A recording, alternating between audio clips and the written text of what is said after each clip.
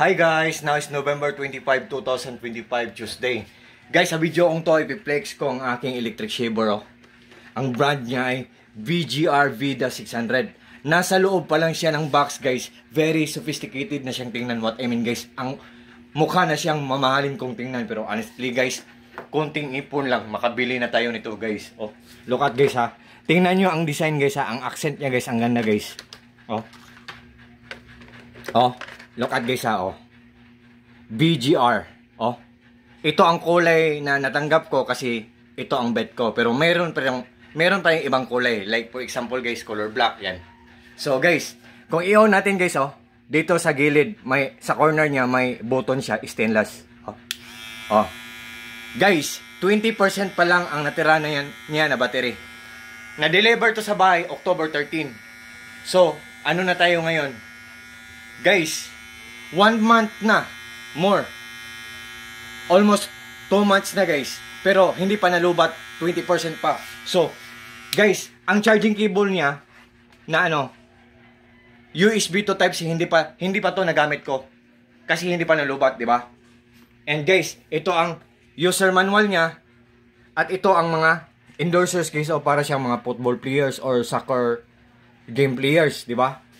At saka meron akong power station na maliit, meron din akong power station na malaki. Guys, believe me or not, guys, ang nagpapandar sa lahat ng mga appliances namin, guys, ay solar lang. Lahat ng mga gamit namin dito sa bahay, solar lang ang nagpapandar. Guys, marami kaming mga solar panel sa bubong namin, sa roof namin, may generator kami, dalawa. Malaki at maliit, may inverter kami na malaki at may marami kaming mga batteries, guys. What I mean, guys, kahit walang kuryente ang buong bayan, guys, we have nothing to worry about. Wala kaming dapat ikabala kasi solar lang talaga ang nagpapandar sa lahat ng mga appliances namin.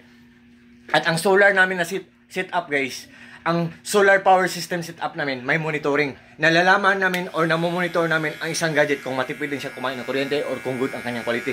Itong VGR na guys, electric shaver na to, ang tipid pa sa kuryente, good pa ang quality, for sure maglalast long to siya, at saka hindi to siya mahal. Konting ipon lang, makakuha na tayo nito, makabili na tayo nito, di ba? At saka meron siyang cap, guys, pero very smooth lang siya tanggalin, 1, 2, 3. I-slide lang natin, di ba? Oh, VGR. Pero kung gusto niyo ng ganitong kulay, nandyan sa link ko. Pero kung gusto niyo ibang kulay, nandyan din sa link ko or sa Yellow Basket ko, guys. So, sa lahat po ng mga meron.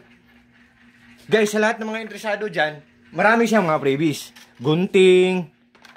Gunting na parang bibig ng buhay, pag mag trim, ang daming heads dito. Meron ding transparent na heads para sa bigote. Yan. Transparent, diba? At meron ding mga sukle. 1, 2, 3, 4. 4 na gunting. Yan.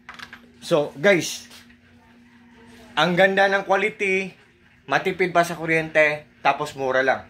Once again, guys, ang brand niya ay VGR. I-on natin sa corner niya, stainless steel. Ganito lang. Pag ganito ang gagamitin natin, hindi tayo masusugatan, so malayo tayo sa titanos. So, guys, deserve naman siguro natin na magkaroon ng magandang bagay sa Pasko, di ba, guys?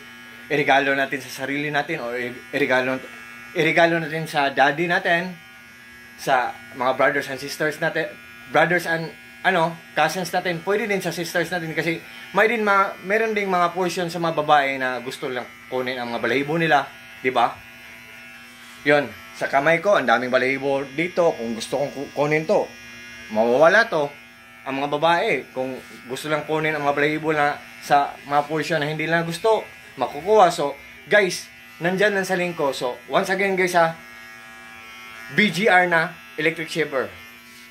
Sa lahat po ng mga friends ko dyan, espesyalin po sa palangin nag-order sa mga products ko, sa links ko, sa Yellow Basket ko. Thank you so much yung lahat. Maraming salamat yung lahat.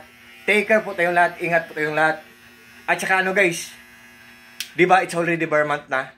So, happy and early Merry Christmas to everyone. So, God bless po sa ating lahat, or God bless us all. And that's all, guys.